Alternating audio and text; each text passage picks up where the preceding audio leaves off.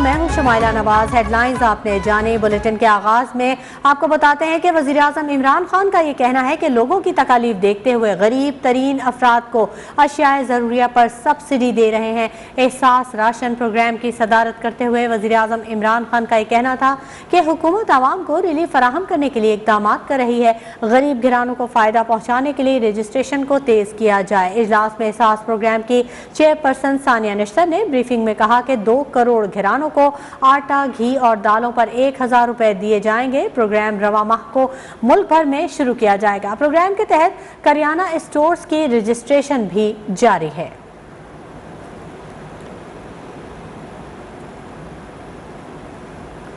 वज़ीर आज़म इमरान खान की ज़ेर सदारत तहरीक इंसाफ की कोर कमेटी का इजलास आज होगा। इजलास में मुल्की मौशी सियासी सूरत हाल, खैबर पख्तूनख्वा और पंजाब में बल्दियाती इंतखाबात समेत अहम उमूर ज़ेर गौर आएंगे। वज़ीर आज़म पार्टी रहनुमाओं को हुकूमती इक़दाम पर एतमाद मिलेंगे।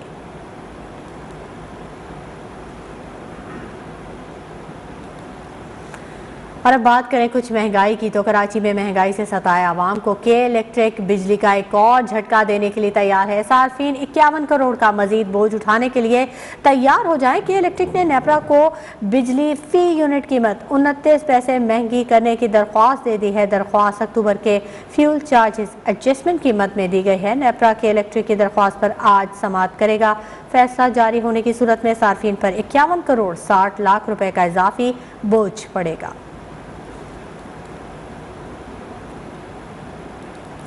उधर आलमी मंडी में तेल की कीमतों में एक दिन के इस्तेहकाम के बाद दोबारा मंदी आ गई। क्रूड ऑयल की कीमत 7.5% कम होकर $64.7 फी बैरल पर आ गई। ब्रेंट ऑयल की कीमत में भी 4.4% कमी देखी गई। आलमी मार्केट में ब्रेंट ऑयल $70.26 फी बैरल पर फरोख्त हो रहा है। दुनिया भर में पेट्रोल सस्ता हुआ, लेकिन पाकिस्तान में क्यों नहीं? लाहौर के आवाम ने हुकूमत को खरी खरी सुना दी। सर जो वधदी है कीमत उदों यकदम बढ़ा देंगे ने, जो घटती है कीमत घटाते नहीं ने। गवर्नमेंट को इहदे ते एक्शन लेना चाहिए कि इनकी कीमत घटान। आलमी मंडी में कीमतें कम हो रही हैं तो हमारी भी कम होनी चाहिए। हम पे क्यों ये हुकूमत मुसल्लत करी? इतनी महंगा पेट्रोल है, हमारी तो खपत भी ज्यादा है। इसमें सोचना चाहिए, सारा कुछ करना चाहिए। घाटा वादा गरीब बंदे मरदे पैन ना कोई सवारी ना लेने देनी। कितना महंगा होया पिया पेट्रोल, की बंदा करे। इंटरनेशनल मार्केट में कम हुई है तो गवर्नमेंट, हमने सुना कि गवर्नमेंट उसके ऊपर टैक्स नहीं ले रही, लेकिन अभी इस बात में कितनी हकीकत है किसी को नहीं पता। लाहौर के बाद रुख करेंगे इस्लामाबाद का। इस्लामाबाद के शहरियों ने भी पेट्रोल की कीमतों में कमी का मुतालबा कर दिया। उनका कहना है कि जब आलमी मार्केट में पेट्रोल की कीमतें कम हुई हैं तो पाकिस्तान में निर्ख कम क्यों नहीं हो रहे? इनकम उधर से बढ़ नहीं रही, इनकम हमारी वहीं पे स्टक हुई है और कीमतें बढ़ती जा रही हैं। और इसकी वजह से आपको पता है महंगाई भी काफ़ी हो गया ऑयल की वजह से। फ्यूल प्राइसेस यहाँ पे काफ़ी रिड्यूस हुई है इंटरनेशनली, ख़ासतौर पे अमेरिकन जो है, तो उसका इफेक्ट जो है फ़ायदा जो आवाम तक लाजमी पहुँचना चाहिए। बजाय इसके करने के इन्होंने लेवी बढ़ा दिया उसको कवर अप करने के लिए। ट्रैवलिंग कॉस्ट हर शख्स की बढ़ी है। गाड़ी में जहाँ पे 1000 रुपये का पहले 10 लीटर पेट्रोल आता था, अब 6 लीटर पेट्रोल आता है। नुकसान तो हो रहा है। पेट्रोल महंगा है तो हर चीज़ महंगी है। पेट्रोल से सारी मतलब ये जितना भी कारोबार है, कुछ ज़िंदगी में बहुत सारा असर पड़ रहा है, तो लिहाजा हम रिक्वेस्ट करते हैं हुकूमत से कि मेहरबानी करें वो पाकिस्तान में पेट्रोल की कीमतें कम करें। अगर कोई महंगाई होती है तो हमें वहाँ पर कोट कर दिया जाता है कि वहाँ पर भी महंगी हुई है। हमने उस हिसाब से नहीं, अपने मुल्क के हिसाब से चलना है। तो अगर बाकी ममालिक में शरह कम हो रही है तो यहाँ पर भी आवाम को फ़ायदा पहुँचना चाहिए इस चीज़ का। लाहौर और इस्लामाबाद के बाद चलेंगे शहर काय, जहां के अवाम का पेट्रोल की कीमत में रिलीफ ना मिलने पर पारा हाई है। हुकूमत को तनकीद का निशाना बनाया। कहा पहले आलमी सतह पर कीमतों का बहाना बनाया गया, अब पेट्रोल सस्ता हुआ तो कीमतें नीचे क्यों नहीं आ रही? यहाँ सस्ता होगा तो फिर ही पता चलेगा सर। यहाँ तो हुकूमत ने तबाही उतारी हुई है गरीब लोगों की। सर आलमी सतह पे सस्ता हुआ तो हमारे पास स्टॉक करने के लिए जगह तो ही नहीं है ना। अगर आलमी सतह पर अमेरिका तो बोल रहा है फ्री में ले लो पेट्रोल हमसे, बाकायदा हम आपको पिछले साल जो सस्ता हुआ था कोविड के अंदर, उसके अंदर पेट्रोलियम कंपनियों ने आपको पैसे दिए थे कि आप हमसे पेट्रोल भी ले लें और पैसे भी ले लें, जिसमें चाइना ने 6 महीने का स्टॉक लिया था। गरीब बंदे के लिए रोटी खाना पीना भी इन्होंने मुश्किल कर दिया है। पेट्रोल से कुछ भी नहीं बचत हो रही है। हमें जितना डलवा रहे हैं उतना चला रहे हैं। सवारी हमें इतने पैसे ही नहीं देती जितना बचत हो। तो ये ना हमें हमारे लिए बहुत मुश्किल हो गया है घर को चलाना। तो इन लिहाजा वज़ीर आज़म को चाहिए कि भाई पेट्रोल में कमी करे। दुनिया में सस्ता हुआ है तो यहाँ पे भी सस्ता होना चाहिए। शुरू कर दिया तो इतनी बातें निकलेंगी ना, तो फिर आप बस क्या कर दें। इस मुल्क में रहना है ना, अगर नहीं रहना हो तो कहीं और चले जाए, क्या कर रहे रहने, मजबूरी है। गवर्नमेंट को क्या कहेंगे, गवर्नमेंट जब आई थी नया पाकिस्तान बनाएंगे, नया पाकिस्तान बनाएंगे, नया पाकिस्तान कहाँ बनाया, इसने तो आवाम की सत्यानाश करके रख दी है, पुराने का भी सत्यानाश करके जी। इसने सियासी रहनुमाओं का भी गुस्सा खासा बढ़ चुका है। पीपी रहनुमा शेरी रहमान का ही कहना है कि आलमी मंडी में तेल सस्ता होने के बावजूद हुकूमत ने कीमतें कम नहीं की। ट्वीट में लिखा, हुकूमत पेट्रोल पर 27 और डीजल पर 33 रुपए से ज़ायद टैक्स वसूल कर रही है। इस माह पेट्रोल 5 से 8 रुपए सस्ता हो सकता था, हुकूमत ने कमी क्यों नहीं की? इसका जवाब वजीरों की फौज क्यों नहीं दे रही? दूसरी तरफ हर माह बिजली गैस की कीमतों में इजाफा हो रहा है। उनके पास आमदनी बढ़ाने का वाहिद हल टैक्स और कीमतें बढ़ाना है। तिजारती खसारा 5 अरब डॉलर की बुलंद तरीन सतह तक पहुंच गया है। वुज़रा टीवी पर आकर कहते हैं कि सब अच्छा है, महंगाई और नाकाम हुकूमत के खिलाफ 10 दिसंबर से एहतजाज करेंगे।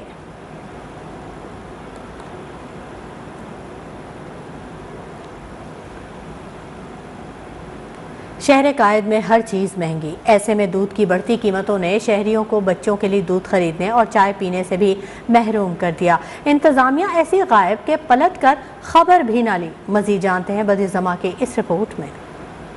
कराची में दूध की बढ़ती कीमतें कंट्रोल ना हो सकी। आइए जानते हैं आवाम से कि उन पर क्या बीत रही है, फिर मालूम करेंगे दुकानदारों से भी कि आखिर माजरा क्या है। मेरे साथ जब तक मुंतखब नुमाइंदा अपने आप को अपने इलाके का मुलाजिम नहीं समझेगा, उसको इन चीज़ों का पता ही नहीं होगा। ये नहीं हुकूमत कर सकती, ये हुकूमत बिल्कुल फाइल है, ये नहीं कर सकती। यार अभी तो सुना था कि बीच में छापे पे मार रहे हैं कि कर रहे हैं कम, 80 रुपये कर देंगे, 90 रुपये कर देंगे, लेकिन तो हर दफ़ा ही 10 रुपये बढ़ा देते हैं अपनी मर्जी से। अब देखने 140 रुपये होगा तो कैसे गुजारा होगा? गुजारी पता मुश्किल है, तो गुजारा होना है यार। बड़े लोग तो उनको तो पता ही नहीं है कितने का किलो है, गरीब बंदा बार बार पूछता है कम हुआ है नहीं हुआ है।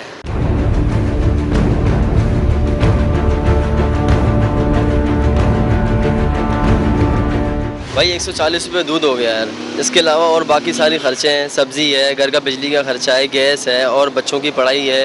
इसके अलावा बहुत से खर्चे हैं, इन सब पे टैक्स लग के आ रहा है। कम से कम दूध की कीमतों में तो इजाफा कम करें यार। 100 रुपये किलो दूध मिलता था, अब 140 रुपये मिल रहा है। सैलरी बढ़ती नहीं है, महंगाई बढ़ती जा रही है। अगर सिंध हुकूमत थोड़ी सख्ती करे तो ये चीज़ें नीचे आ सकती है, कि क्योंकि कुछ माफियाज हैं इस मुल्क के अंदर, और सिंध के अंदर भी माफियाज हैं जिन्होंने चीनी गायब कर दी, आटा गायब कर दिया और आवाम गरीब आवाम को परेशान कर रहे हैं। सिंध हुकूमत को करना चाहिए, क्यों नहीं करती है? तो है ही करप्शन है। हुक्मरानों से क्या, लोगों से उम्मीद नहीं है, हुक्मरानों से क्या होगी?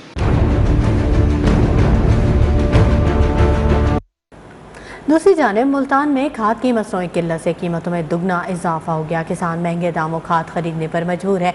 गंदम की फसल तैयार करने में मुश्किलात का सामना है। आइए किसानों की ज़बानी जानते हैं कि यूरिया खाद की किल्लत से किस कदर मुश्किलात दरपेश आ रही हैं। यासिर अजीम की इस रिपोर्ट में।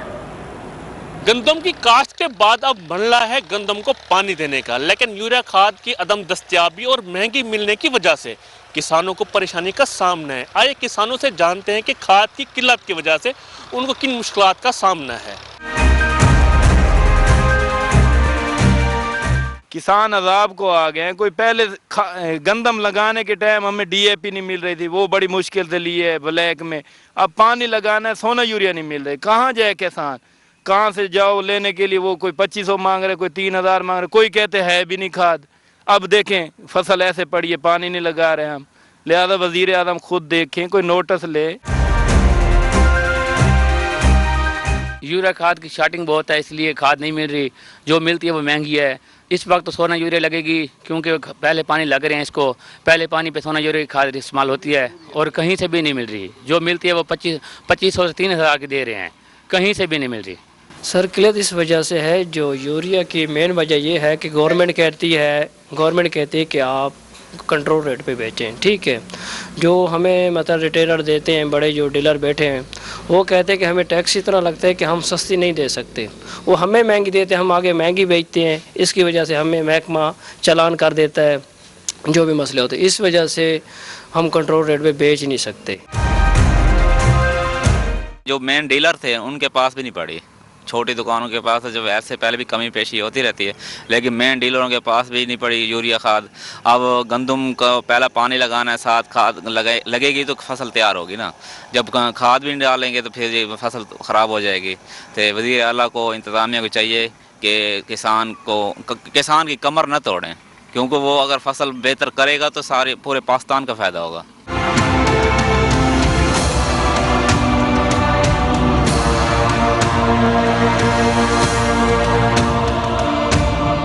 किसानों का कहना है कि गंदम की बेहतरीन फसल के लिए हुकूमत को खाद की यकीनी दस्तयाबी और कंट्रोल रेट को यकीनी बनाना होगा ताकि किसान किसी बड़े नुकसान से बच सकें। कैमरामैन ज़ैद रिहान के साथ यासिर अजीम, न्यूज़ ऑन मुल्तान। कराची से कारोबार से मुतल्लिक़ खबर शामिल करते हैं। पाकिस्तान स्टॉक एक्सचेंज में कारोबार के दौरान मंदी का रुझान रहा। KSE 100 इंडेक्स में 1161 पॉइंट्स की कमी रिकॉर्ड की गई, जबकि 100 इंडेक्स 43,700 पॉइंट्स की सतह पर ट्रेड कर रहा है।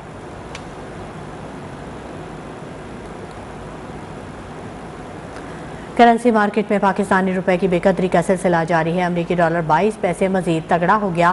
इंटरबैंक मार्केट में डॉलर की कदर में 22 पैसे इजाफे के बाद डॉलर 175 रुपये 70 पैसे का हो गया है।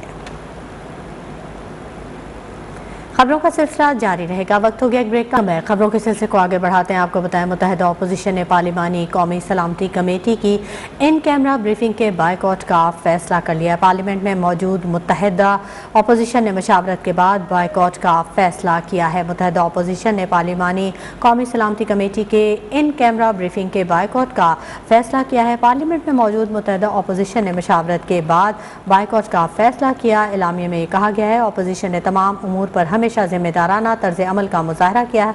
मुशीर कौमी सलामती मोईद यूसुफ पार्लिमानी कौमी सलामती कमेटी इजलास में ब्रीफिंग देंगे, जबकि मुत्तहिदा अपोजिशन के कायदीन और पार्लिमानी लीडर्स ने अपनी तजावीज़ भी दी थी। बेजाद सलीमी हमारे नुमाइंदे हमारे साथ मौजूद हैं, उनसे मज़ीद तफसीलात जानेंगे। बेजाद सलीमी, अपडेट कीजिएगा।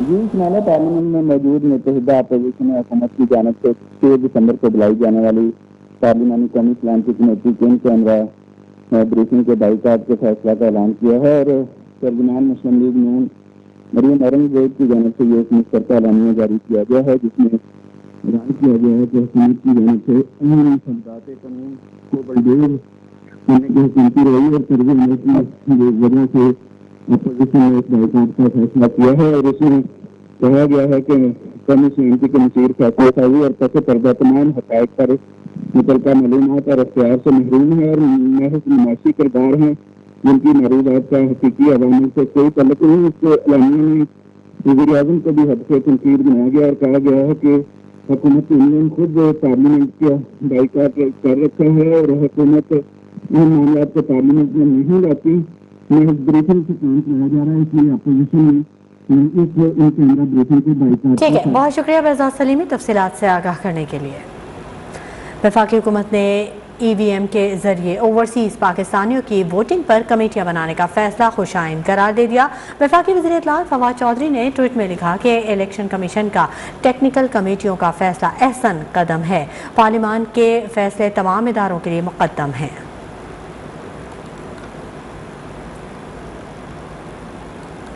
कराची में secretary Sindh bar council Irfan Mahar के कत्ल के सोग में सिंध बार काउंसिल ने दूसरे रोज़ भी हड़ताल की।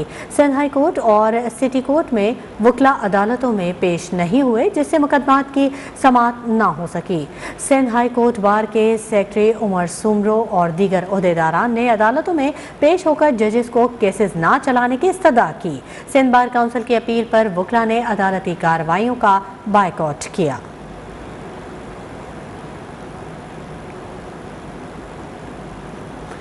आपको बताएं, कराची में गुज़िश्ता रोज़ टारगेट किलिंग का निशाना बनने वाले वकील रहनुमा इरफान महर को आबाई गांव में सपुर्द खाक कर दिया गया।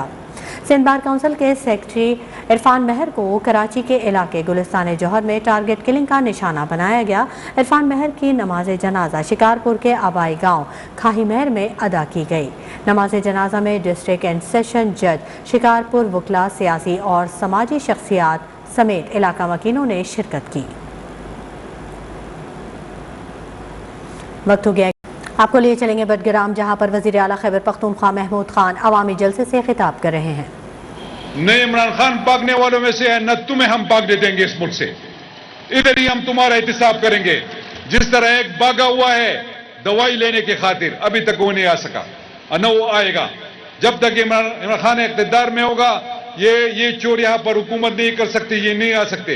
इन्होंने पाकिस्तान के मुस्तकबिल को तबाह किया है और ये इमरान खान की सूरत में अब पाकिस्तान अपने पांव पे खड़ा होगा और इंशाअल्लाह जो कर्जे उन्होंने लिए 30,000 अरब कर्जा, 21,000 तकरीबन कोई 21 अरब डॉलर जो है वो सूद के जिम्मे में किस्तों में हमने अदा किए, इस हुकूमत ने अदा किए। ये तो तुम्हारा गंद है, हम साफ कर रहे हैं।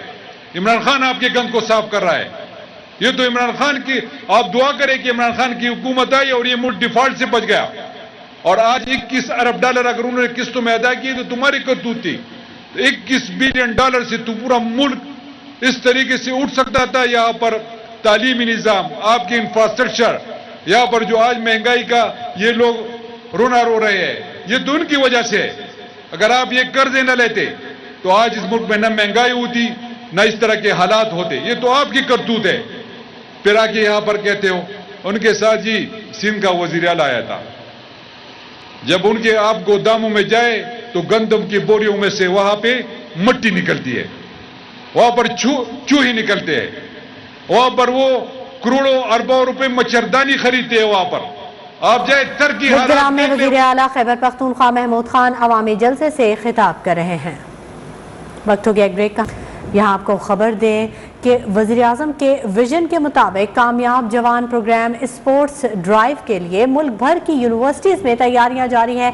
हायर एजुकेशन कमीशन इवेंट की मेज़बानी कर रहा है। कराची यूनिवर्सिटी का 250 रुकनी दस्ता शिरकत करेगा। डायरेक्टर स्पोर्ट्स के मुताबिक कराची यूनिवर्सिटी का दस्ता 15 खेलों में शिरकत कर रहा है। मज़ीद तफसीलात जानेंगे बदियुज़्ज़मा से। बदियुज़्ज़मा, अपडेट कीजिएगा।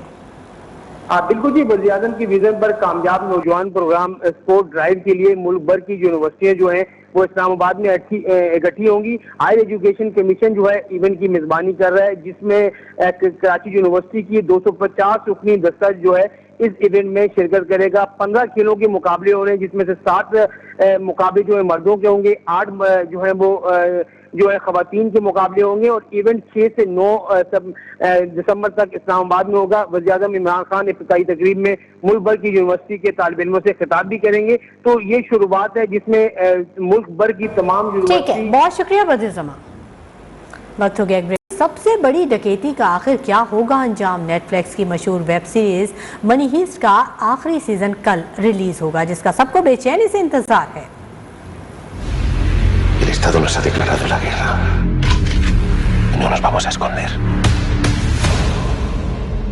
Vamos a pelear. Quiero a todo Dios alerta. Que no hay grandes batallas sin grandes contrincantes.